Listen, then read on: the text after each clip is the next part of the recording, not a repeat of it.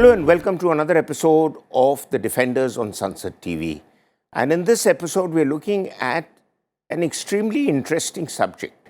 And the subject is that a major research institution abroad, the Stockholm International Peace Research Institute, better known as SIPRI, has come out with its annual list of importers and exporters of weapons platforms.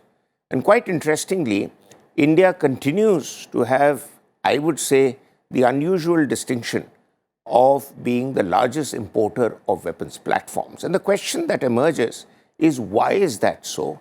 And how is it that India is not able, despite so much push by the government, to meet the requirement of its armed forces and has to resort to imports? And we have two informed experts who will throw light on this big question. We have with us General Dhruv Katoch, who is a director at the India Foundation and somebody I hold in extremely high regard, and he was earlier the editor of Salute magazine, but has now taken the foundation and the seminar route. And we have Mr. Kartik Bommakanti, who is a senior fellow at the ORF. And Kartik has been writing and speaking on defense issues for a long time. So, General Katoch, sir, the question to my mind, and I suppose to anybody who's read this news about the SIPRI report, is why is it that India remains such a large importer? And it is in the company of countries like Saudi Arabia and Qatar, who have traditionally enjoyed American security umbrella. So why do they need to import so much? Because I had heard the Middle Eastern countries pay for their security by pleasing the Americans and giving them bases, buying some of their technology. So what drives that? And there is Australia also in the list of importers. And clearly Australia is muscling up. So where lies the answer? Interestingly also, amongst the countries who are the biggest 5 exporters and not importers, Germany figures in that. Now that's again interesting because Germany as a country has traditionally shied away from external posturing on military issues. I mean, it just buys or produces enough apparently for its own security, but it's become an exporter. So where lies the answer to these questions? Thank you, Maroof. Maroof, actually, these are very interesting concepts. And if you just read it, for a casual observer, it may actually appear strange. But what really happens is that when we are looking at defense, especially firstly, let me talk about the Indian scene. If you want to manufacture, say, high quality aircraft or ships, etc., it is not something, these platforms don't come up over a period of 5 to 10 years. Yes. These are long-term projects which take Absolutely. 20 to 30 years really to mature. Mm. Now, even within those components, there are sub-components. You've got the avionics, you've got the engines and all that. Now, India traditionally, since independence, for some reason, we disregarded our defense industries. So when we talk of the defense industrial base per se, that was very weak. And everything was given to the public sector. The private sector had no role to play. Yes. Now, what we have seen over the last, I will say, since 2000 onwards, a slight push was given to the private sector. And this push to the private sector has now become much bigger over the last 8 to 10 years. Now, so this is one distinct change which has come up, along with 2 industrial corridors, defense industrial corridors coming up, one in Tamil Nadu and one in Uttar Pradesh. Now, when we take this is going to take another 5 to 10 years to mature. And by the time that maturity takes place, I think our requirement of defense needs from external sources will further reduce. However, we will still be, even 5 years from down the line, we will still need to import a very large part of our defense requirements, especially in terms of high-end technology items. And what remains a core issue is, let us say we are manufacturing an aircraft carrier, the one which we have already got. The engine is from General Electric. True. Right. You hit the nail Even on for the ships head. and all. So while we are manufacturing 70% of the ship is indigenous, 30% is still out.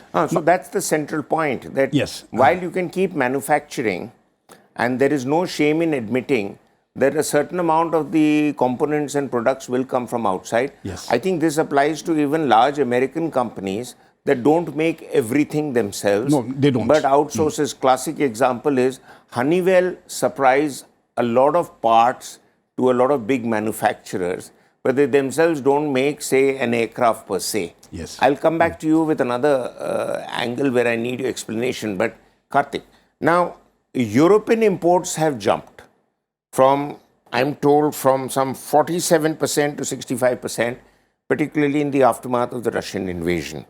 Now, what I need to understand is some of the European countries, France, Scandinavians, especially Sweden, Germany also, and the old East Bloc countries were themselves manufacturers of considerable military platforms and hardware. So why has their import jumped? Is it because in the aftermath of the Russian invasion, the Americans have been pushing hard to find that as a market in Europe, this is a good opportunity for them? No, in part, that's true. But you have to remember the fact that if you look at the European members of NATO, they do have certain set of weaknesses, while countries like France and Germany do have important bases in terms of they have a strong defense industrial base at one level. They don't make everything. And that apart, if you look at the allocations they make for defense itself, is far more limited as opposed to what the Americans invest in. Also, the kind of deep investments that the United States makes in R&D is far greater than what the French or the Germans do. The French do perhaps among continental European countries relative to most other European countries, they're fairly decent in terms of their investments. But if you look at in aggregate terms, the whole of Europe, their defense industry is nowhere nearly as strong as what the United States is. But they are capable of making many niche technologies and platforms. We've seen, now the Ukrainians even seeking the German Leopard tank, for instance, which is it is considered a very good platform relative to what the Americans are manufacturing or they have in their inventory, such as the Abrams, or what the British have or others have. The point I'm trying to make is that there are certain subset of capabilities which the Europeans are very good at, but at the same time, what they have a deficit in, they need to compensate for that by importing. Okay, interesting view, and I think the answer lies in more R&D, and that applies to us also in India. Jen sir, there's another interesting set of statistics that comes up, and that is, though the US has increased its arms sales over the last couple of years by 14%, and now it accounts for 40% of global transfers, China, which was amongst the top 5 exporters, and a big market for Chinese products was Pakistan. And obviously Pakistan's in the red financially. So Chinese exports have declined. So is it that China was primarily thriving on Pakistan buying weapon platforms from China from American money, as America kept funding Pakistan for a long time? And also, how is it that France has jumped up the ladder now, and I believe is number 2 in the export ladder because of some of the big deals it has got with India? But the issue is that all these figures indicate one thing, that is not the Ukraine conflict per se, but it's a market other than Central Eastern Europe that these big exporters would be eyeing also. And where does India come into this as increasingly a friend of the US and increasingly a country that is also engaging with the Russians, but Indian arm imports from Russia have declined? You see, when we look at this entire export of arms worldwide, the 3 leading countries remain the United States, Russia, and France. And they account for about 60% of the total exports of weapons and equipment across the world. Now, you may have some slight changes in percentage, they may keep going up and down. But in real terms, I don't think there will be much of a difference. Just to give you an example, as far as Pakistan is concerned, their imports from China have remained relatively constant in dollar terms. Okay. Now, if the overall exports have increased for whatever reason, perhaps the Ukraine war, because the military-industrial complex, which is largely based in the US, their profit margins have increased 40% over the last year. That is, huge profits have been made basically because of this war, because they are exporting their weapons and equipment, in billions of dollars to Ukraine and even to the Western European countries, which are trying to make up their reserves. So, in real terms, I don't think Pakistan is downgrading on what it has been taking from the Chinese. Where does it pay for? How does it pay for it? As far as the Pakistani budget is concerned, the first share of the budget really goes to the military. True. And then they say, okay, they tell the politicians, whichever is the ruling establishment, that, okay, now this is your budget and you do whatever you want with it. So the military takes its share first. And I don't think that particular situation is going to change. Okay. So I'll come back to something else where we need again your clarification. Though I personally believe that Pakistan's ability to keep buying military systems would continue to be a question mark unless America comes in with another rental agreement for Pakistan to support America's obsession of going back into Afghanistan. But that's another issue. Kartik, now an interesting angle to all this is that a country like Ukraine, which is in conflict and Russia is hammering away out there, is obviously receiving a lot of military platforms, but not entirely the platforms that Ukrainians are hankering for, say fighter jets, even Leopard tanks you mentioned about. I mean, there's a lot of deliberation to give or not give. So what emerges is that this free military assistance that countries like Ukraine get often leads to older and surplus equipment being passed on to them and gaining a diplomatic psychological edge over it. Whereas the top weapons platforms still go from the US to countries like Saudi Arabia, Qatar, and even Japan. So there is a double standard that the US is applying. It's high moral ground posturing as against what it's really doing on the ground. And don't you think this needs to be highlighted more by those who are supportive of the Ukraine in the conflict, like countries like UK, which keep making these noises about Ukraine needs more and we need to keep supporting it, and they send off an odd plane load of soldiers here and an odd set of item and equipment there.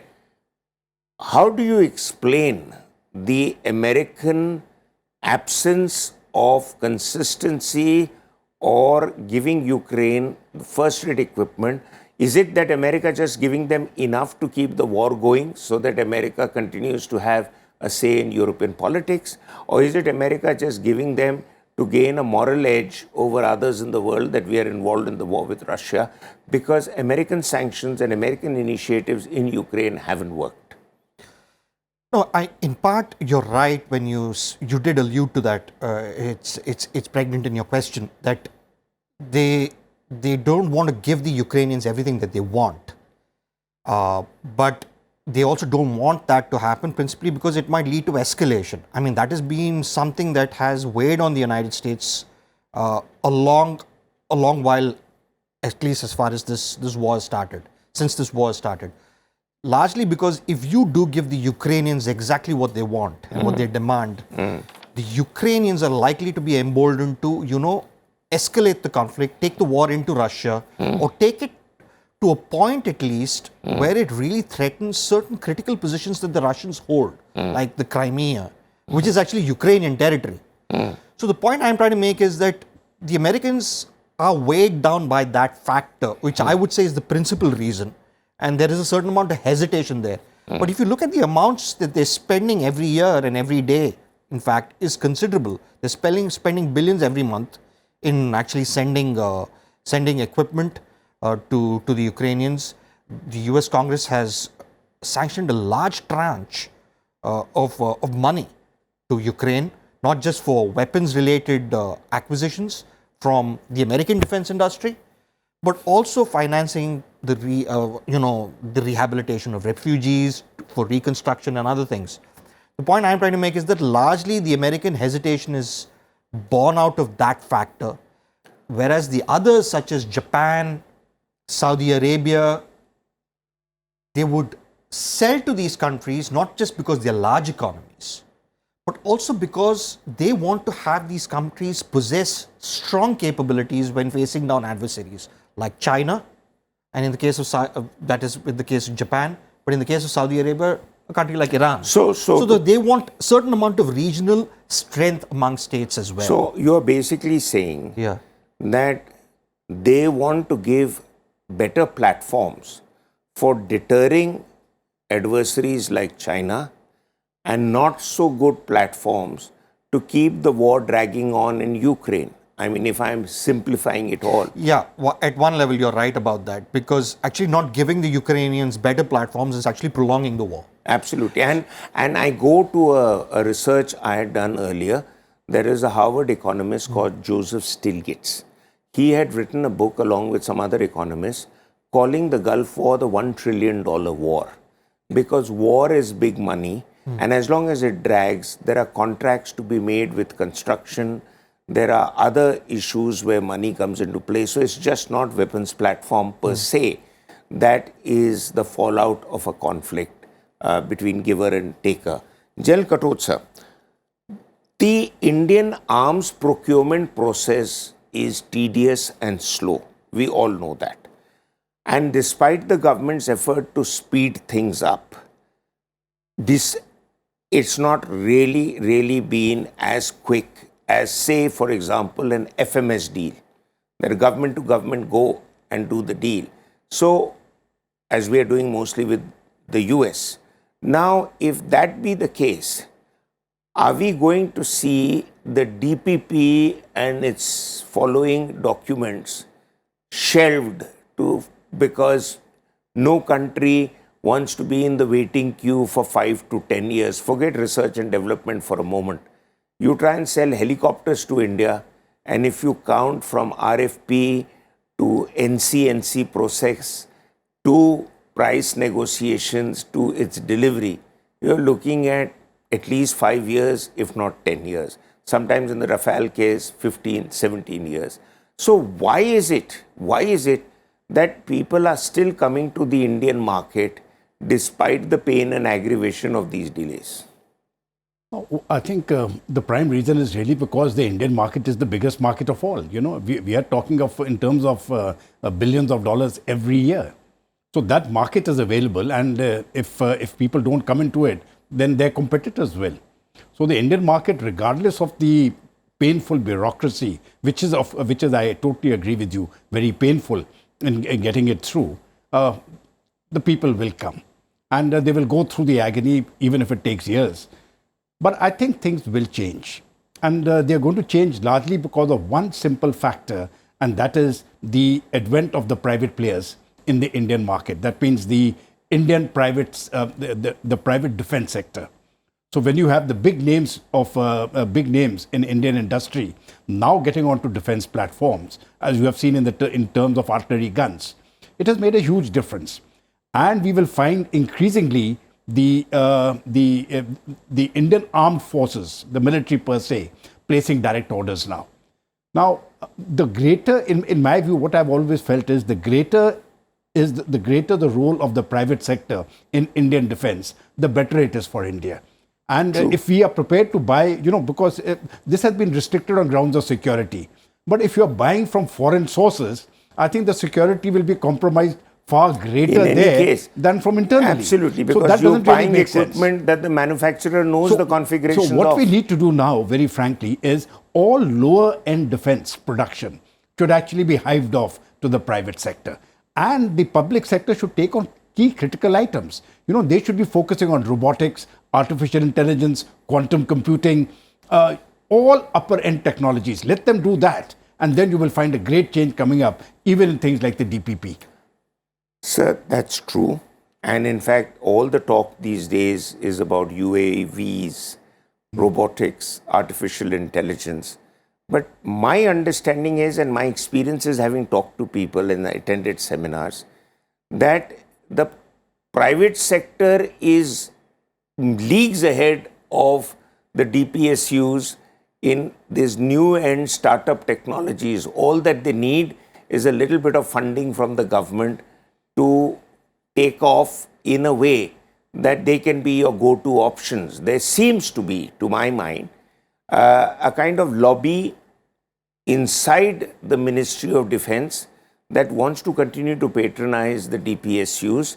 And, old baggage is one thing, but the other thing is national interest comes first. And if somebody outside is ready to give you first-class equipment other than your DPSU, I think we should engage more with them. Yes. And Kartik, I want to come, the last question to you is, what do you think India needs to do to reduce its imports? Because imports essentially is money down somebody else's pocket and somebody else's bank accounts. How is it that we can quickly come up with a mixture of addressing the requirements of the armed forces and not necessarily going for the best toys for the boys? See, this is a tricky question. I mean, it's a difficult one to answer simply because, one, we face threats. There are operational requirements and there is a certain urgency placed on meeting those requirements. Now, the armed services can't exclusively source from Indian industry if they cannot optimally deliver what the armed forces require or need based on their technical operational requirements. Then the only option left is go via the import route and import more. That creates its own vicious cycle. But I do believe progress has been made. Even if you look at the last decade alone, we have reduced imports significantly. We've become an exporter of defense equipment. From 900 crores to about 14,000 crores. In 2014, it was about 900 crores. Now it's about 14,000 crores. And the government's target is to increase it significantly to reach about $5 billion by 2025. I know. The point I'm trying to make is that the thing is that as long as we have a diverse and very variegated nature of threats, there will be a certain level and a certain amount of import dependence. And that will still be a sizable share of our total defense market, our total defense acquisitions. And progressive shifts as the government has taken and as we are seeing today with Atmanirbhar will start to deliver results and yield results. As the general put it, it requires a certain amount of patience. It requires a certain amount of time.